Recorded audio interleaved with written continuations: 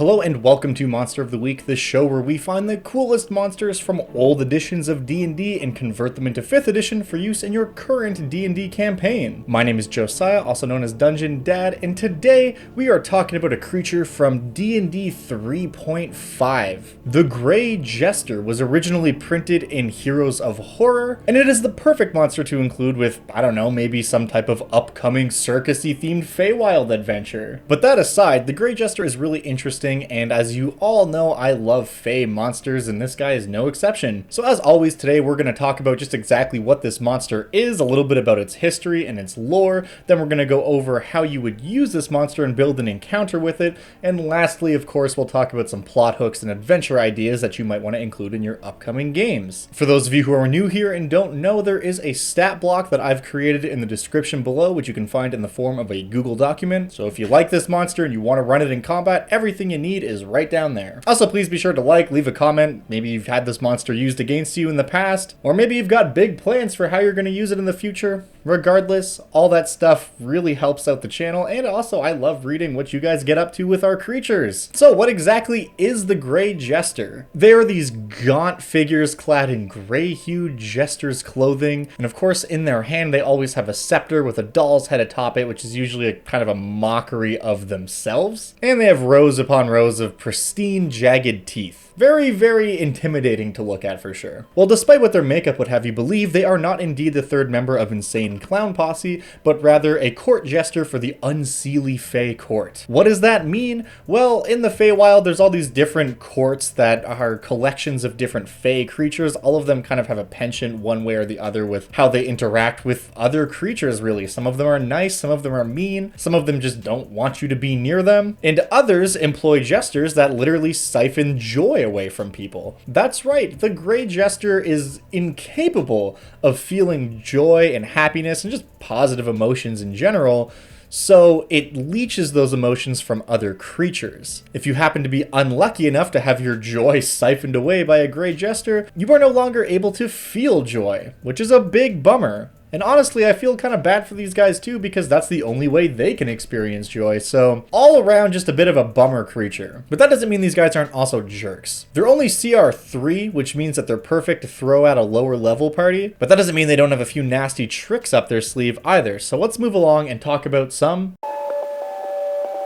It should come as no surprise that these monsters are not really that tanky. They don't want to be in the center of a fight. They're more stand back and manipulate the situation while their underlings head in and do battle. Looking at the stat block here, they have that same resistance to bludgeoning, piercing, and slashing from non-magical weapons which most Fey creatures have, and that's their only real supernatural defense. Coming in at CR 3, these monsters are creatures that you'll want to throw at a lower level party. But the real juice with this creature, as is often the case, comes from its actions. It's only got 2, but just looking at this thing, they're pretty long, so let's dive in and see exactly what it can do. First off, it has a scepter attack. It can bonk people with its little stick, and this is going to cause a d6 of bludgeoning damage, which isn't anything too crazy. However, when hitting someone with its scepter, it casts a pseudo Tasha's hideous laughter effect. Basically, the target of the attack has to make a wisdom saving throw. If they fail, they think everything is hysterically funny for the next minute. So funny, in fact, all they can do is drop prone and waste their action laughing every turn. They do get to make a wisdom saving throw at the end of every turn to try to pull themselves together for the next round of combat, and they also get to make that saving throw if they take any damage. But the Gray Jester does not want to cause damage to them, it just wants to get them laughing. Because that's when its second action comes into play, which is empathic feeding. The Jester feeds on the joy of any creature within its vicinity who is experiencing great amounts of joy or laughing. So, it's gonna bonk them with the stick, make the people laugh,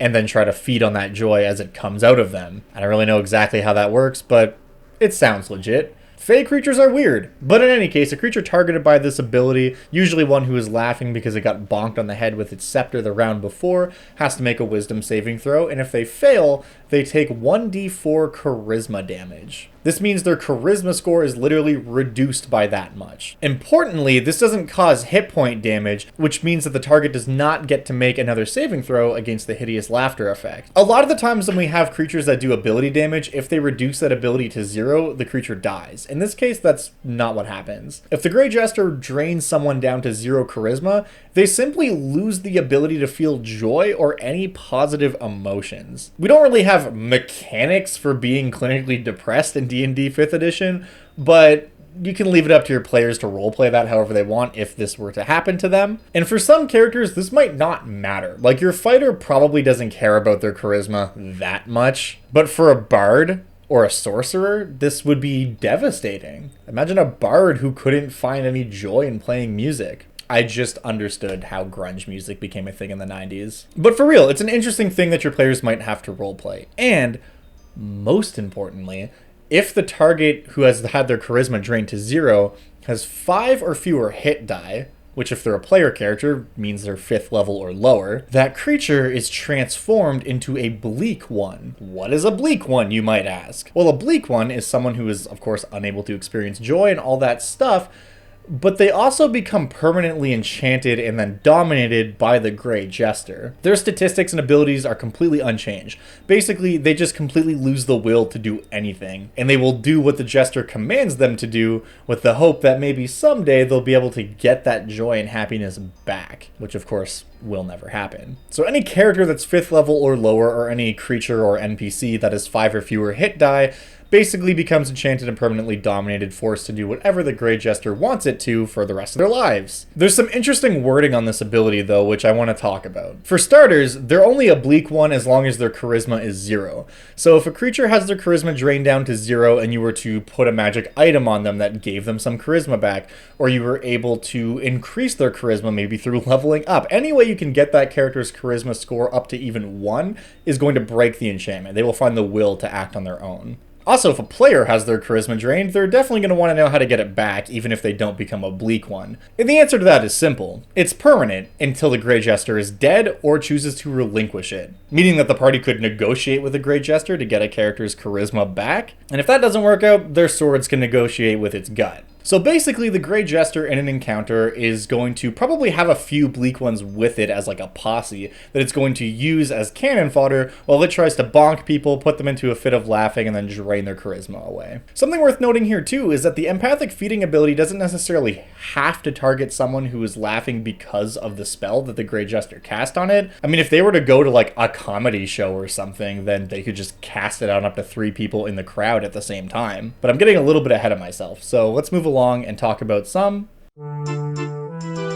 So the Gray Jester could totally go to a comedy show and drain charisma from a bunch of people laughing. But for real, a Gray Jester in the material plane passing off as an actual jester, and people might not necessarily know that it's a fey creature, could probably get pretty far without having to resort to forcing people to laugh with magic. If it's able to isolate a couple people on the street and does a little version of some type of act that can get them laughing, it can just start draining charisma right away just like that. And the people that it's tricking into laughing might not even realize that it's happening to them. I mean, a group of adventurers or someone who's magic savvy probably would, but I'm talking about commoners here. I love the idea of a Gray Jester kind of running like a circus or some type of entertainment troupe, and all of the actors are all bleak ones that are under the Gray Jester's control. That could be really interesting. And in terms of Feywild Beyond The Witchlight, the new adventure that we just got from Wizards of the Coast, you could pretty easily slide one of these guys in there. No spoilers for the module here, but either as part of the circus towards the beginning, or as like a rival circus set up somewhere else. There's a lot you could do. I like to imagine a Gray Jester who's part of this even bigger, grander circus who just feels like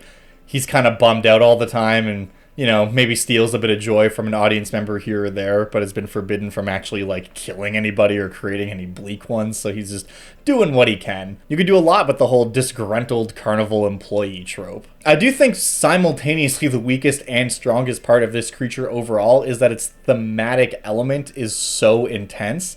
Like, a Gray Jester is very clearly a Gray Jester. That's what it is, which means that it's hard to use it in encounters outside of the norm, but when you want to use this creature, it does everything you want it to, and it fits perfectly into that box. I think it would be so interesting if you had a carnival roll into town, and for some reason, simultaneously, there's this epidemic of lethargy and people just kind of being sad. Like, how do you even diagnose that? How do you investigate that as a player? Like, oh, We're having a pandemic of sadness in the town, which ironically might drive even more people to the carnival, which would just propagate things until people figure out that the Gray Jester is the one causing it. Anyways, that's pretty much all I've got for this monster today. They're very interesting. Shout out to KVid on the Discord for this recommendation. It was very timely and fit perfectly with the vibe we're going for. Also, it is now October, which means it's spooky month, so you can expect lots of kind of ghoulish and scary monsters for the next few weeks. And if you have any suggestions for creepy or scary monsters you'd like to see show up on the channel in the next few episodes,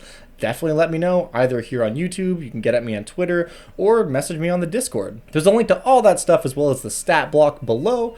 And of course, if you are one of my lovely patrons, A, thank you very much.